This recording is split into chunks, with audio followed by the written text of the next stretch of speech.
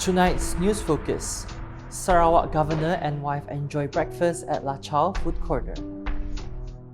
Sarawak government studies crocodile population management, including setting up protected areas. World Heart Day 2025: Adopt healthy lifestyle, reduce heart race.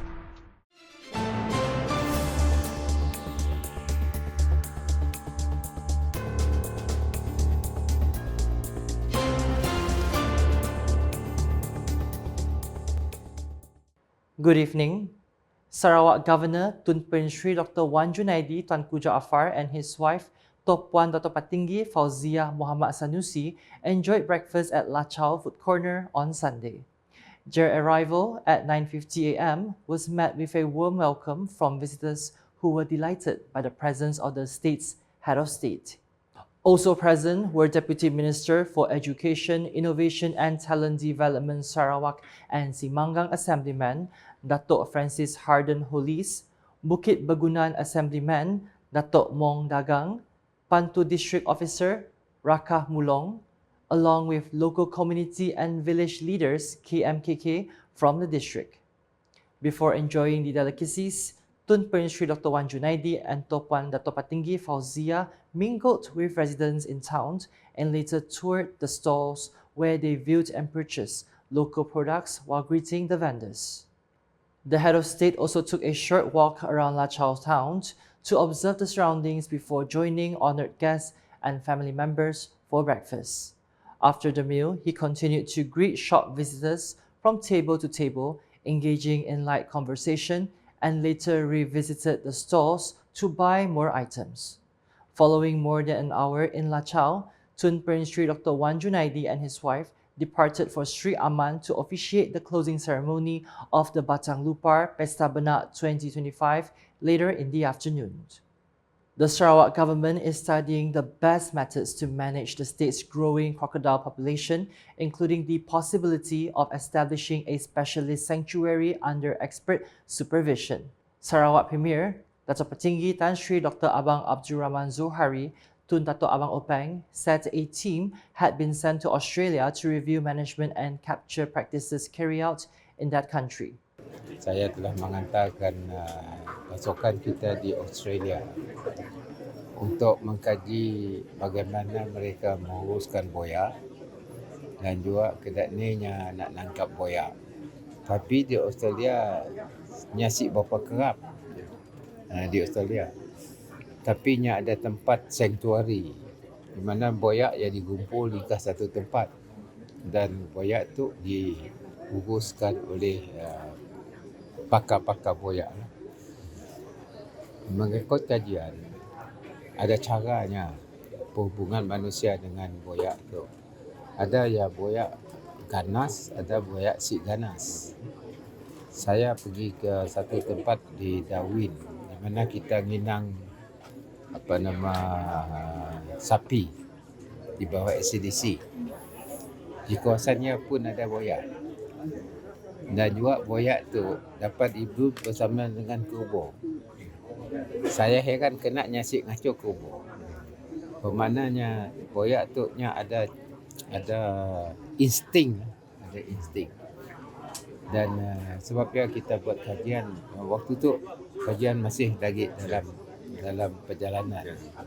Hitchcock reports this after visiting the family of a recent crocodile attack victim at Kampung Lubuk Punggor, Gedong on Saturday.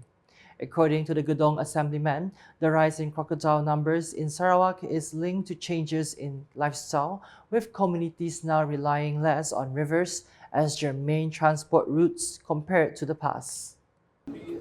Marik boyak si banyak sebab kita makin sungai. Disebabkan oleh jalan raya kita banyak kurang gunakan sungai. Dan sungai yang jadi tenang. Jadi boyak membiak. Boyak yang bertelur banyak gila. Sekalinya bertelur yang banyak. Jadi yang membiak dengan jumlah yang banyak. Kena sungai si kacau lagi. Ada movement, air ada apa-apa. Jadi dia tenang. Dato' Patinggi Tan Sri Abang Zohari stressed that crocodile capture operations are conducted regularly, but challenges remain in certain areas due to local customs and beliefs. He added that the Sarawak Forestry Corporation (SFC) is currently reviewing study findings before deciding on further action, which may include the creation of a designated sanctuary to help control the population.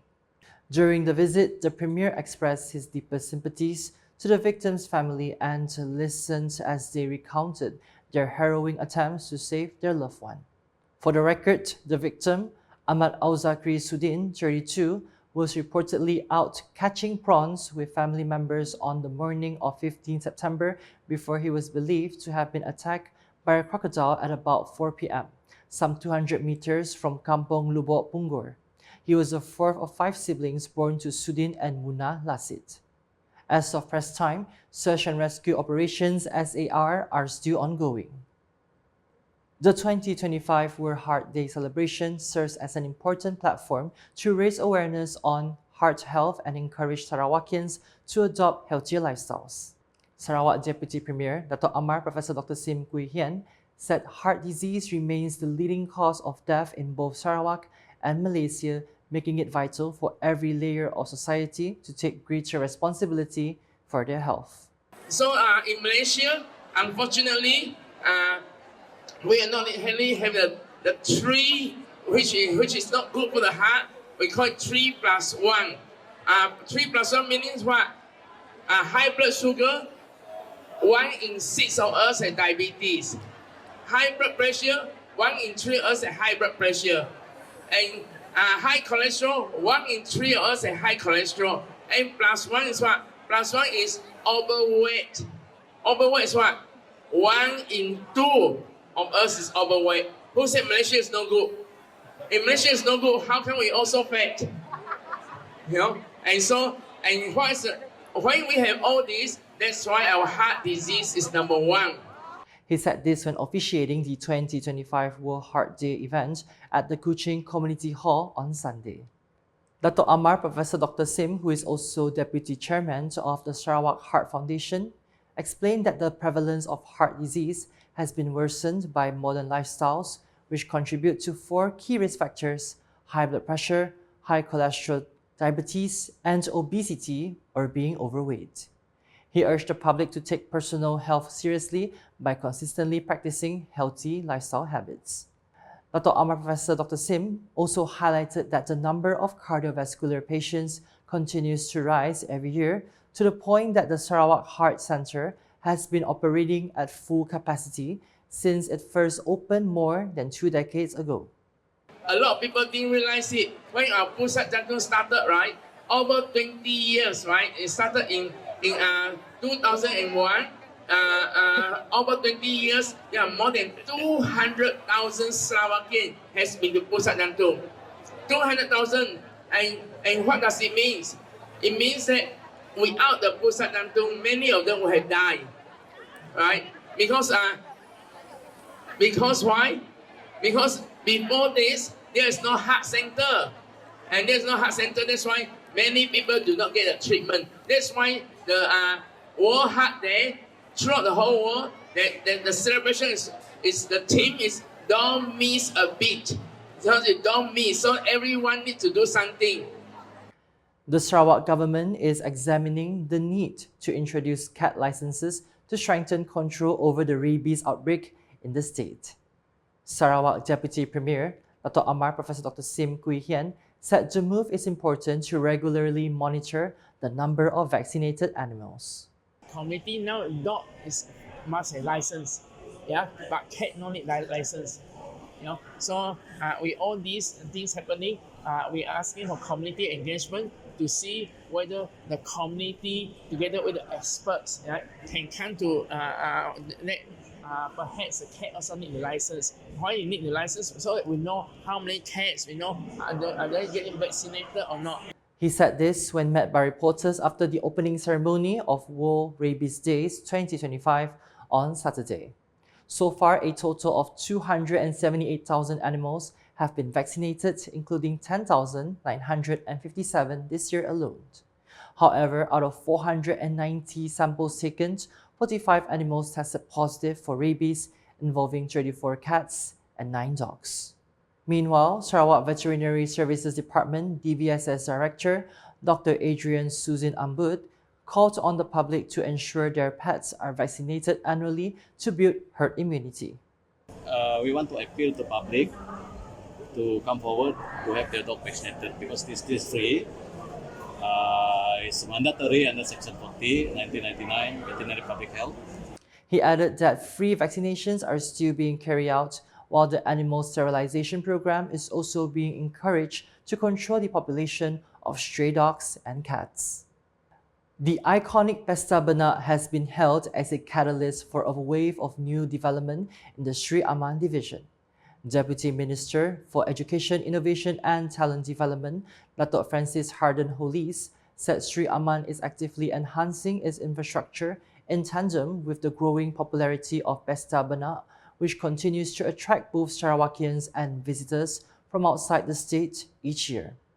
He explained that such development efforts are aimed at empowering the local economy while providing greater convenience and comfort for visitors attending Pesta Benak and other annual events in Sri Aman.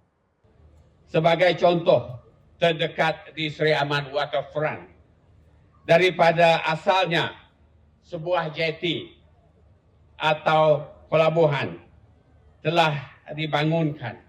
Satu masa sekarang ditransformasikan menjadi sebuah waterfront yang ikonik dan lebih selesa kepada pengunjung.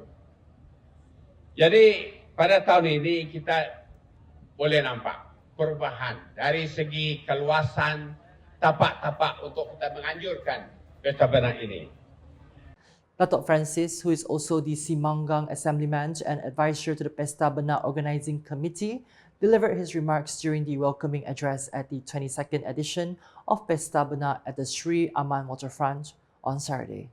He also took the opportunity to express his appreciation for the presence of Sarawak Premier Dato' Patinggi Tan Sri Dr. Abang Abdul Rahman Zohari Tun Dato' Abang Openg, whose attendance further elevated this year's celebration. Underscoring the festival's continued relevance, Dato' Francis said the addition of fresh programs demonstrates its ability to appeal to both the older and younger generations. For 2025, 2 new highlights were introduced: the Unity Stage and the Sarawak Drum Festival, alongside 8 other crowd favourites including the Benak Road Trail Run, Batang Lupar Benak Regatta, Miss Tourism Benak, and more. The Sarawak Public Communications Unit, UKAS, continues to strengthen its community engagement, particularly in rural areas through creative initiatives that resonate closely with the people. Deputy Minister in the Sarawak Premier's Department, Corporate Affairs, Information and UKAS, Dato' Abdullah Saido said, programs such as Kembara 169 not only serve to deliver information on the state government's development agenda, but also foster stronger two-way ties between government agencies and grassroots communities. He said it is not only about sharing updates on government initiatives and development plans, but also about building closer bonds through direct engagement. He told reporters this after officiating at the closing ceremony of Rakan UKAS Community Kembara 169 here on Sunday. Dato' Abdullah added that UKAS would continue to broaden community participation by organizing youth-driven activities such as sports, performing arts, singing, and theatre. He added if there are young people, especially women, who have their own plans, they are welcome to contact UKAS and we can work together to organize these programs. Earlier in the day, Dato' Abdullah, together with Deputy Minister for Women, Early Childhood and Community Wellbeing Development, Dato' Rosie Yunus, and Deputy Minister for Youth, Sports and Entrepreneur Development, Dato' Dr. Ripin Lamat, joined the flag-off ceremony at Bekenu Waterfront alongside 169 riders from across the Miri Division. And that's the English edition with me, Philip Yeoh. More news can be found in our official portal, ukas.sarawak.gov.my, and social media platforms including Facebook and YouTube. We end the UKAS Bulletin with highlights from the launch of World Heart Day 2025 at the Kuching Community Hall on Sunday. #Saluran Informasi Rakyat. Have a good night.